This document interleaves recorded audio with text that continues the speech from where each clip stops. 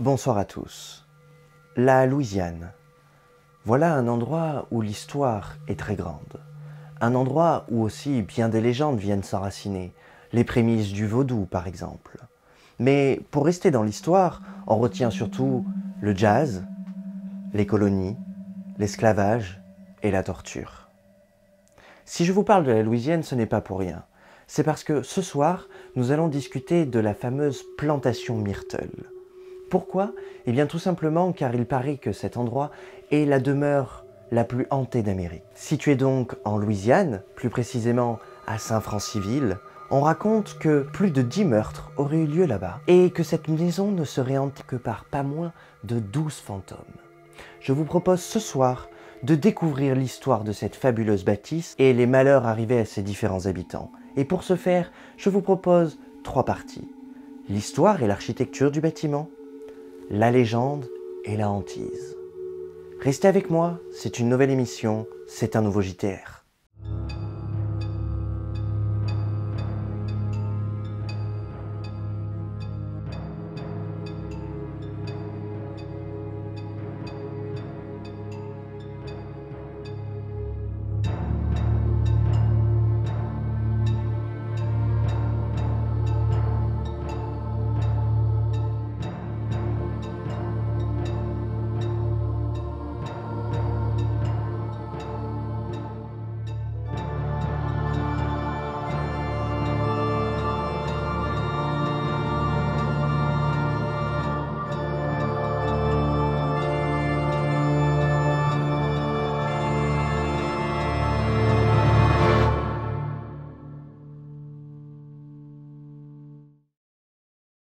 L'histoire.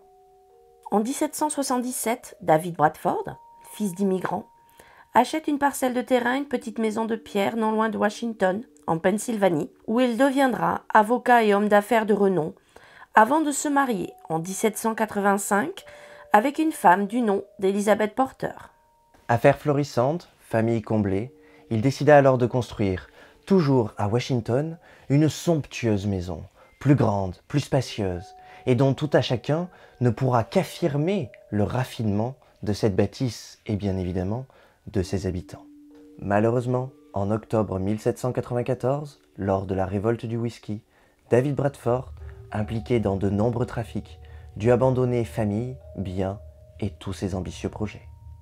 Après avoir quitté Washington, David se rendit à Pittsburgh, puis voyagea jusqu'au Mississippi, où il acheta 600 acres de terre, non loin du bayou de Sarah, maintenant connu sous le nom de Saint-Francisville.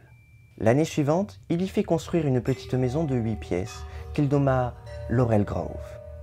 Il y resta ensuite jusqu'en 1799, date à laquelle il reçut un pardon présidentiel de John Adams dans l'affaire de la révolte du whisky. Immédiatement après avoir été pardonné, David décida de partir à la recherche de sa femme et ses enfants pour les faire venir en Louisiane. Pour lui, c'était certain, leur nouvelle vie serait beaucoup mieux là-bas. Il négocia la vente de sa propriété contre 230 barils de farine, magnifique affaire selon lui, espérant les vendre en Louisiane, mais il ne reçut jamais sa cargaison et dut se refaire sans l'argent de la perte de sa maison d'origine. En 1812, David Bradford, devenu alors juge, permet à Clark Woodruff, ancien de la guerre de la Nouvelle-Orléans, d'obtenir son diplôme de droit. C'est à l'ombre des myrtes, justement, que Clark Woodruff fit la rencontre de la fille de David Bradford, Sarah. Il en tomba immédiatement amoureux. On suppose donc que c'est de là que tire le nom de cette fameuse plantation, la plantation Myrtle. En 1817, peu de temps après la mort de David, son beau-père, il décida d'épouser Sarah. C'était désormais à Clark de prendre en charge la gestion de la propriété pour sa belle-mère Elizabeth. Il décide d'augmenter sa superficie et d'y planter 600 hectares d'indigo et de coton. Tout va pour le mieux alors pour Clark et Sarah qui ont désormais 3 enfants. Cornelia, James et Marie Octavia. La vie parfaite. Mais cela sera de courte durée.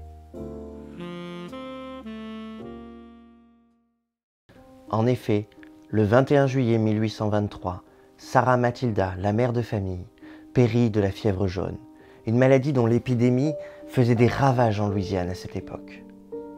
C'est le cœur brisé que Clark décide néanmoins de continuer à s'occuper de ses enfants avec l'aide d'Elizabeth.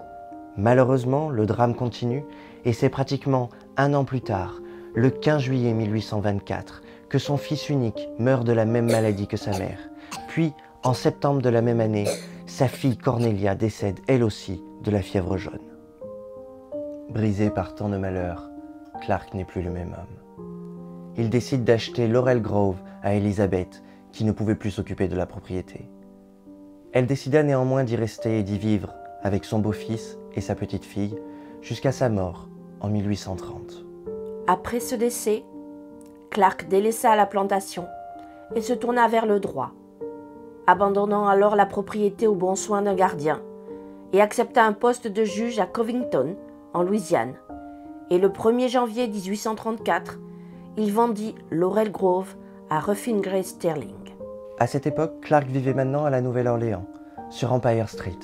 Il était devenu président des travaux publics de la ville et avait décidé de changer son nom en Woodruff, certainement pour tirer un trait sur les grands malheurs qu'il avait vécus par le passé. Mais revenons à Laurel Grove. Ruffin Gray Sterling avait donc acheté la propriété en 1834. Les Sterling sont une famille extrêmement fortunée, possédant déjà plusieurs plantations des deux côtés de la rivière du Mississippi. Le 1er janvier, Ruffin et son épouse, Mary, entrent donc en possession de la plantation, avec biens, meubles et bien sûr, tous les esclaves de Clark et sa famille. Les Sterling avaient plus que jamais un haut rang à tenir au sein de la société, et pour ce faire, il fallait que tout soit somptueux. Ils décident alors de remodeler Laurel Grove, de fabriquer un grand couloir et de doubler la superficie, créer un porche gigantesque devant l'entrée et de réorganiser toutes les chambres. Des meubles somptueux sont donc envoyés d'Europe directement au sein de la plantation, des corniches magnifiques sont sculptées dans toutes les chambres et celle-ci a un nouveau nom, la plantation Myrtle.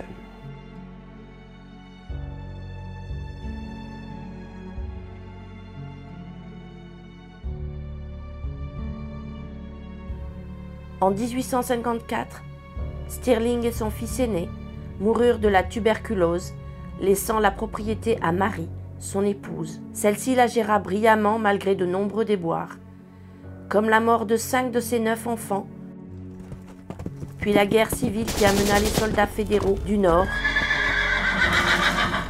à piller, saccager, bref, à ruiner Mary. Mais elle resta à Myrtle.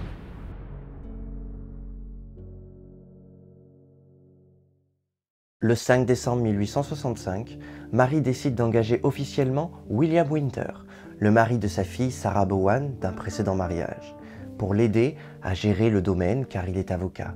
Et dans cet accord, elle leur donne la maison de Myrtle. Malheureusement, cette année-là, la propriété est déclarée en faillite en 1866. Puis, en décembre 1967, elle est vendue et rachetée une nouvelle fois 2 ans plus tard par nul autre que Sarah Bowen qui tenait plus que tout à récupérer sa plantation. Mais la série noire continue pour cette famille. Et le 26 janvier 1871, William est assassiné dans la galerie de sa maison par un homme à cheval, aperçu furtivement comme un spectre. Et ne fut jamais retrouvé. Sarah, dévastée, décide néanmoins de rester à Myrtle avec sa mère et ses frères jusqu'à sa mort en 1878. Dès la mort de leur mère, Mary Sterling, en 1880, Stephen, un des fils, rachète la propriété à sa sœur Sarah, mais celle-ci est beaucoup trop endettée, il ne peut en assumer toute la responsabilité, et la propriété est une nouvelle fois vendue à 2 reprises. 10 ans se sont maintenant écoulés pour la plantation Myrtle. Et un homme en prend possession en 1891. Il s'agit d'un veuf du Mississippi qui s'y installe avec son fils et sa seconde épouse Fanny. Son nom, William Harrison Milton, un ancien de la guerre civile qui s'était engagé à 15 ans et qui, après être blessé, s'était reconverti dans le coton. C'est un homme à la réputation extrêmement travailleur. Et le travail paye. William et Fanny sont les premiers propriétaires à remettre la propriété et la plantation Myrtle à flot. De plus, ils eurent 6 enfants. Tout allait bien pour eux. malheureusement, on le sait maintenant, c'est toujours de courte durée à la plantation Myrtle. En effet, leur fils aîné Harry tombe dans le Mississippi et se noie. La famille décide alors de laisser la gestion du domaine à leur fils encore mineur, Sir Guest, ainsi qu'à sa femme, Jessie, que l'on nomme le colonel. Connue pour son caractère excentrique, bourru et fort, effectivement, elle maintient la propriété à flot et la tient d'une main de fer. Nous sommes maintenant en 1950. Les héritiers Williams se partagent les biens autour de la demeure, qui, elle, sera vendue à Marjorie Munson, une veuve, ancienne éleveuse de poulets, qui rapportera à plusieurs reprises à qui veut l'entendre que sa demeure est hantée. Entre 1950 et 1970, il y eut encore 3 nouveaux propriétaires, tous fuyant cette maison en dénombrant plusieurs cas de phénomènes paranormaux enregistrés, jusqu'à ce que John et Tessa Moss, les derniers propriétaires, fassent de Myrtle un B&B, jouant sur la réputation de la bâtisse pour se faire de l'argent, mais refusant toutefois tout acte de spiritisme, occultisme ou satanisme au sein de la maison. Et bien évidemment, les séances de Ouija sont elles aussi proscrites. Voilà pour la partie historique de cette histoire, celle que vous pouvez aisément retrouver sur les archives web, celle où les documents officiels sont encore présents sur les propriétaires, leur décès, leur fuite et tout ce qui concerne les différentes ventes bien nombreuses de cette plantation.